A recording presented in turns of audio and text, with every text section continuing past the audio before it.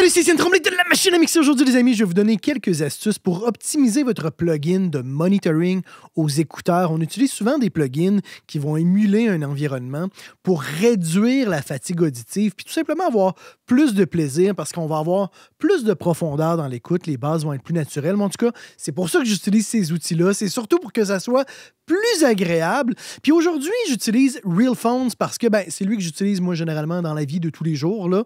Puis c'est lui qui est, à mon avis, le plus complet. Fait que si jamais vous avez d'autres outils, vous allez retrouver vraiment le même genre de paramètres dans votre outil. Les écouteurs que j'utilise aujourd'hui, c'est les Sony MDR7506. C'est des écouteurs fermés. J'utilise ça parce que il y a des bonnes chances qu'à la maison, vous ayez des écouteurs fermés. Mais très souvent pour le mix, moi, je préfère les écouteurs ouverts comme les HD 650 de Sennheiser que j'ai ici.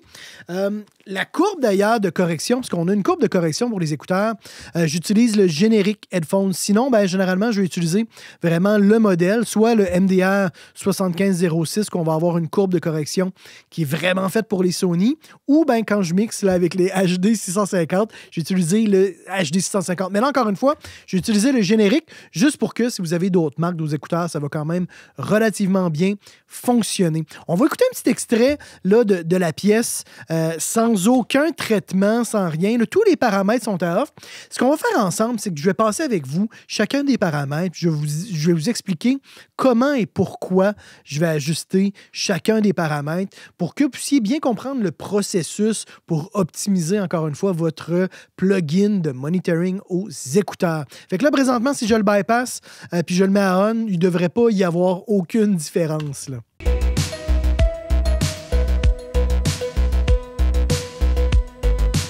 Aucune différence. La seule chose, c'est qu'évidemment, on a la compensation ici du volume. Souvent, il faut réduire un petit peu le volume pour pas que ça tape dans le rouge lorsqu'on enclenche cet effet-là. Mais là, que ce soit on ou off, on a la compensation de volume qui reste activée. Ça, c'est d'ailleurs un petit peu dommage parce que des fois, lorsqu'on utilise cet effet-là, on a une perte d'énergie. Puis lorsqu'on bypass, on a un gain d'énergie. Fait que ça rend le AB un peu difficile là, entre avec et sans l'effet. Malheureusement, ça, c'est mon petit 2 cents là, sur peut-être une amélioration possible là, à faire. Fait que la première chose qu'on va faire, c'est qu'on va ajuster l'EQ de correction des écouteurs. Le but, c'est de niveler un petit peu les particularités de nos écouteurs. Parce que chaque écouteur va avoir une courbe de réponse en fréquence assez particulière. Puis le fait de niveler un peu ça, si vous travaillez vos mix aux écouteurs, ça va juste rendre votre travail déjà un petit peu plus facile puis un petit peu plus fidèle.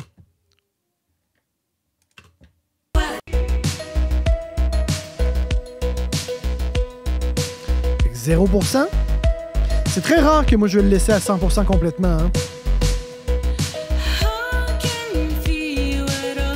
Vous voyez, ça vient beaucoup calmer l'over-présence qu'on a dans les très très basses fréquences là, en bas de 100 Hz. Écoutez le synth bass. Là. On va arriver dans un moment où il est très très fat. Là. On va le calmer un peu. Hein.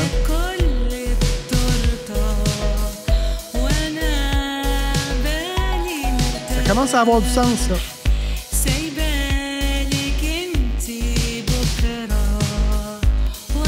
Déjà là, c'est beaucoup plus naturel, beaucoup plus agréable.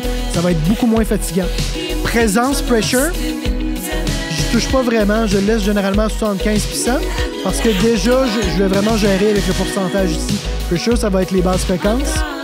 Je veux pas en rajouter plus ou en enlever, là. Deuxième chose qu'on va ajuster, c'est vraiment la stéréo.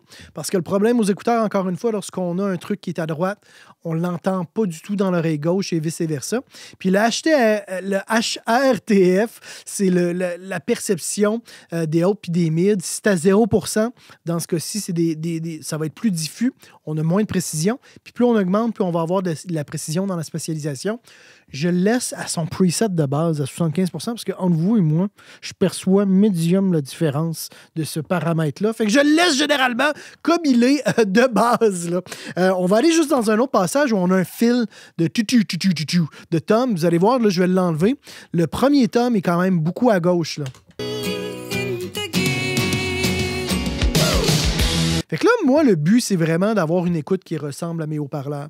Fait que généralement, je vais faire l'aller-retour entre l'écoute de mes moniteurs puis les écouteurs, puis je vais essayer de reproduire une stéréo qui va être similaire. Super important, évidemment, de muter les haut-parleurs quand vous êtes aux écouteurs et de muter les écouteurs quand vous écoutez les haut-parleurs.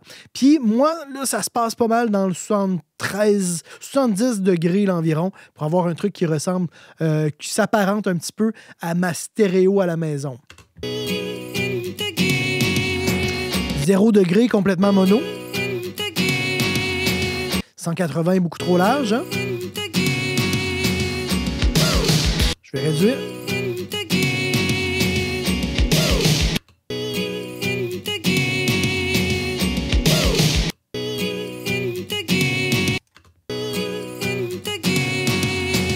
Fait que déjà ça, c'est beaucoup plus naturel. Beaucoup plus représentatif de mon écoute au haut-parleur. Là, il y a toujours une question de goût là-dedans. Encore une fois, pour tout ça, allez-y au feeling. Le but premier, c'est que ça soit plus agréable. Hein? Fait que cassez-vous pas trop le bicycle avec ça. Ensuite de ça, on va activer l'ambiance. Là, présentement, c'est le Ozinski Studio, la Small Room qu'on utilise. C'est un nouveau set que Realphone a sorti avec 4 environnements différents. Puis dans chaque environnement, on a différents sets là, de haut-parleurs. Moi, je le trouve vraiment très cool, ce preset-là, ce set-là. Puis c'est un set qui est à part. Il faut acheter ça en plus là, du plugin Realphones. Ce que moi, j'aime bien, c'est qu'il y a le Small Room ici avec des petites génériques des 2 voix. Ça s'apparente quand même à mes Solo 6 BE. Puis l'environnement est assez tranquille. On va en écouter d'autres, là, mais si je le mets à 100%, c'est pas trop dérangeant, évidemment. Je mets jamais ça à 100% ou même 200% parce que sinon, ça devient trop roomy. Mais là, c'est une room qui est très tranquille. Puis encore une fois, moi, mon environnement, il est assez dead, il est assez tranquille. Fait qu'allez-y encore une fois pour que ça ressemble ce à quoi vous êtes habitué dans la vie. Puis si jamais vous voulez l'essayer, le Ozinski, hein, puis que vous avez déjà Realphones, allez tout simplement dans votre espace client pour l'activer. Sinon, si vous téléchargez le démo de Realphones, il est inclus là, dans le démo que vous pouvez essayer, le Realphones. Je vais vous mettre les liens là, dans la description. Fait que l'ambiance, encore une fois, c'est comme encore une genre de reverb là, de l'environnement. Tourner là, au passage précédent.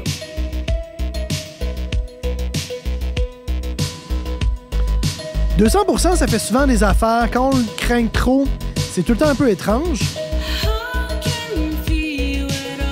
Réduire, évidemment. Dans les 70% peut-être. Là. J'aime pas ça en mettre trop, moi, personnellement. Juste un petit peu pour que ça soit plus naturel. Puis tu sais, il y a d'autres environnements, là, si on va dans des plus gros studios, moi, je suis moins fan un peu, justement, à cause du côté beaucoup plus clair de la reverb et de la résonance. Là.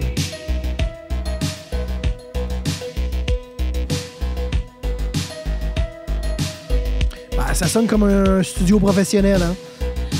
Mais encore là, moi, c'est pas l'objectif. C'est pas de sonner comme dans un studio professionnel, c'est plus de se rapprocher de mon environnement puis que ça soit agréable.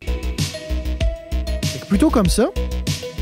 Ensuite de ça, on a la réponse en fréquence des haut-parleurs. Ça, je trouve ça intéressant parce que la réponse des haut-parleurs va enlever des fois justement la over-précision qu'on a dans le très, très, très bas du spectre. Fait que ça va nous permettre d'avoir un truc plus naturel, puis ça rend le mix des basses fréquences plus fidèle aussi si, encore une fois, vous faites vos mix aux écouteurs. Hein.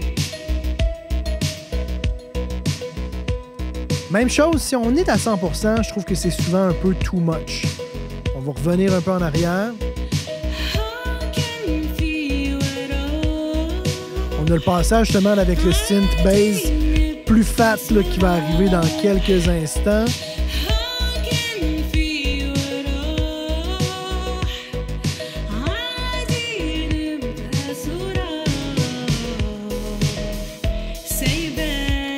Ça, c'est vraiment très bien. Vous voyez, on a comme des grosses basses. Et là, on a un truc beaucoup plus naturel. Parce que c'est un des problèmes aux écouteurs. Hein, souvent, les gens vont beaucoup sous-mixer les basses. Et très souvent sous-mixer aussi la voix à cause que c'est vraiment dans votre face. Puis vous n'avez aucune forme de diffusion de l'environnement. Là. Ensuite, la densité puis le warm, c'est juste un petit ajustement au niveau de l'EQ. Que moi, je vais pas mettre à beaucoup. Je vais des fois juste rajouter un petit bump comme ça. Puis le warm, c'est un genre de tilt, là, comme vous voyez. Encore une fois, j'en mets des fois juste un petit peu. On y va au feeling. Moi, c'était à petit généralement. Puis là, le tone, encore une fois, c'est aussi un EQ qui nous donne 3 bandes là, différentes pour ajuster à ce moment-là les high-mid, les hautes, les high-mid et les basses fréquences. Moi, je n'y touche pas vraiment. Ce que je vais plutôt faire généralement, c'est que je vais aller sur l'EQ directement des écouteurs. On a un petit tuning comme ça. Puis je vais souvent enclencher l'EQ ici qui va nous permettre de toucher vraiment au 100 Hz, d'avoir juste un petit... excusez-moi, là, j'étais plus à 160 Hz. Là. Ici, je vais juste le mettre à on, voilà. Fait que je viens compenser juste pour que, encore une fois, ça ressemble un petit peu plus à mon environnement. Moi, j'ai un petit bump dans les low mid que j'aime bien personnellement. Fait que je viens l'ajouter généralement. Là. Qui est juste ici, là. Fait que ça, c'est comme avec n'importe quel outil, autant que ce soit la correction des moniteurs que correction des haut-parleurs, la question de goût est super importante. Hein?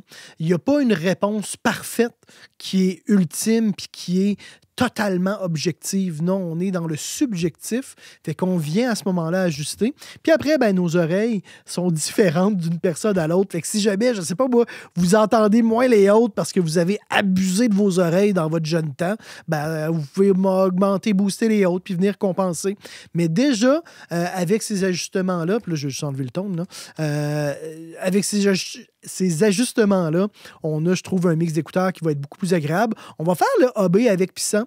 Comme je vous disais tantôt, le seul problème, c'est qu'on a un gain d'énergie lorsqu'on le bypass qui vient biaiser la perception. Quand un truc est plus fort en volume, plus d'énergie, ça nous donne l'impression que ça sonne mieux. Fait qu'on va faire le AB, mais gardez ça quand même en tête, là. Faudrait en fait là, que je fasse un duplicate. Puis là, ben, là le Real Phones est sur ma section Control Room, mais il faudrait que je fasse 2 pistes différentes puis que j'ajuste les volumes. Là. On fera pas ça pour l'instant. Fait que ça,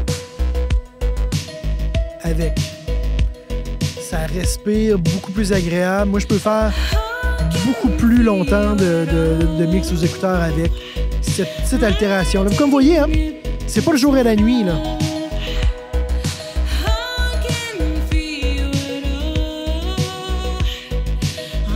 Là, je viendrais peut-être fine-tuner un petit peu les mids. Je ferais peut-être un petit boost là, dans les mids, dans le 1000 Hz, un petit peu là, de 1 dB pour juste ramener un petit peu les mids. Mais sinon, on est vraiment proche de quelque chose qui, moi, me plaît beaucoup. Fait que voilà, les amis, j'espère que ça va vous être utile. Écrivez-moi en commentaire quel outil utilisez-vous pour l'optimisation de vos mix d'écouteurs. Si vous en utilisez un, mettez un petit pouce vers le haut si vous avez apprécié cette vidéo. Puis abonnez-vous à ma chaîne YouTube, les amis. Des vidéos comme ça, il y en a à chaque semaine. Puis c'est la meilleure façon de soutenir ma chaîne. C'est tout pour aujourd'hui, les amis. Je vous fais des gros bisous. Et on se retrouve la semaine prochaine. C'est Étienne Tremblay pour La Machine à mixer.